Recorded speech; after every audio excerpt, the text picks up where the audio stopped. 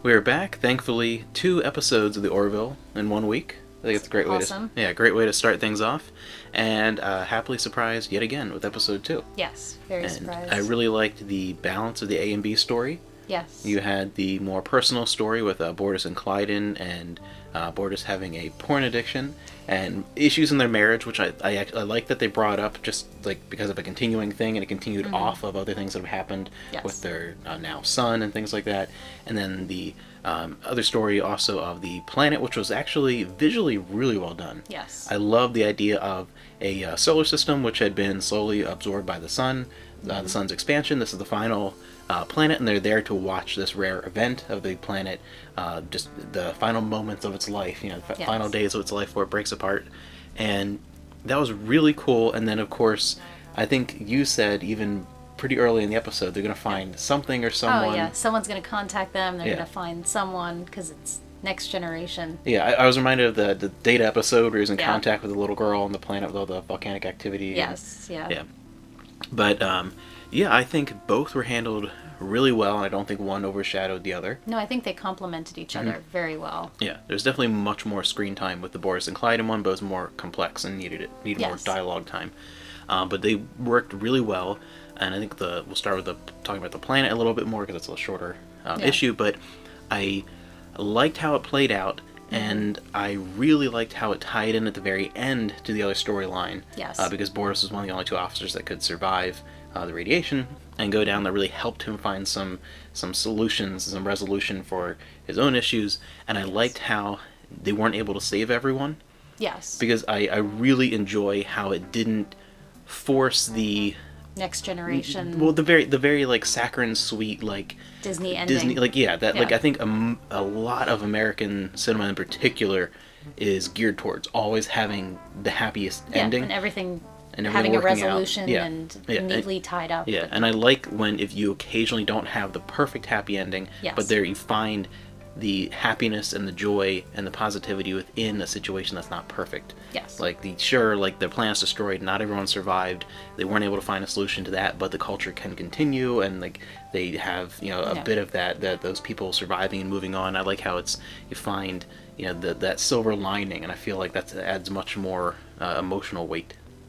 Yeah, I think it was very well done, and it's weird because it reminds me so much of Next Generation, and then all of a sudden it becomes this dark 80s movie where and then the horse is and then it's pulled like, under and then just die. And then the humor chimes in. But it's so well balanced, and I think it really took that first season to get that balance. And I think they're really exploring more of a dynamic with an ensemble cast, which I really like. I was very happy to see that male nurse that was helping Claire, and I really like that you're seeing a lot of reoccurring people, and it just seems like a fully fleshed out habitat. Well, and speaking of new people then too. Yes. I mean, that was some really good creature work with the commander that Clyde got the porn from. Yes. That was really cool. That was well done. They're doing such a good job, and there's so much you can tell it's practical effects as well, which I really, really like, and I'm really happy to see. And the cinematography was really good in this one as well. I forget, I didn't take notice. I have to look after we're done filming this. I didn't take notice of who directed this one in particular. I didn't see. I have to look that up because I'm curious to kind of see.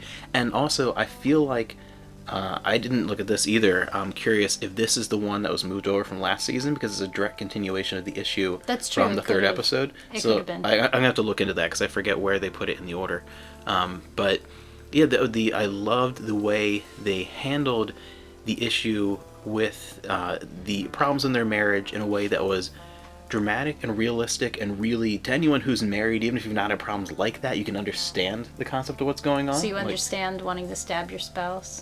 No, I pictured that being you. I could see that being the divorce. Stab me. They're so Klingon sometimes. Sometimes, but only sometimes. I feel like there's enough of the original thing that it works very, very well. But I think it did it in such a way that, talking about the balance, I was laughing like out loud at certain points, but it didn't deter from how emotionally impactful some of the situations were. Even when they went to couples counseling and things like that, it was really funny, but it was also meaningful. It was. There was meaning in that dialogue to really, and I think this show has done a better job, like as far as my expectations, the one element of the show that I think has greatly exceeded all my expectations is how well they've handled really making these interesting and relatable characters. Yeah, and the relationships between them are very realistic and just very dynamic, and they seem to be much more fleshed out than they originally seemed like they were going to be. Yeah, and especially even in like instances where the circumstances are extreme and hilarious, and whether you're going to a once a year peace ceremony or you're in the pleasure gardens with all these like mostly naked Mocklins. I'm surprised that doesn't happen more often.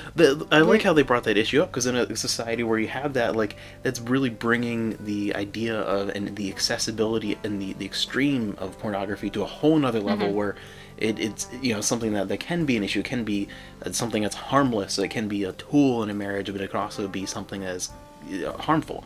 Yeah. But this, I think, could make it even easier to slip into the harmful. And oh yeah, absolutely. I did find it hilarious, and it worked.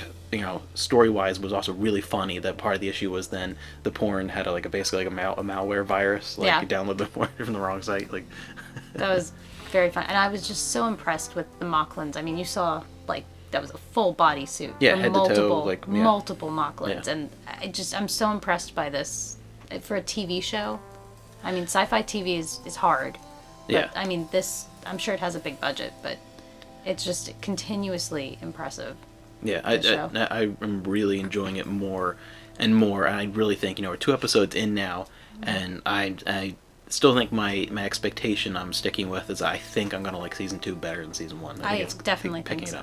Yeah. But anyway, a really great episode, and I'd love to hear what you thought about this one and what you're looking forward to seeing in the future. Is there any particular, perhaps plot line or a character that you'd like to see focused on more in future episodes of the Orville? And we'll see if that occurs. Hopefully. Yeah. Until next time. Engage Bordis Program 492.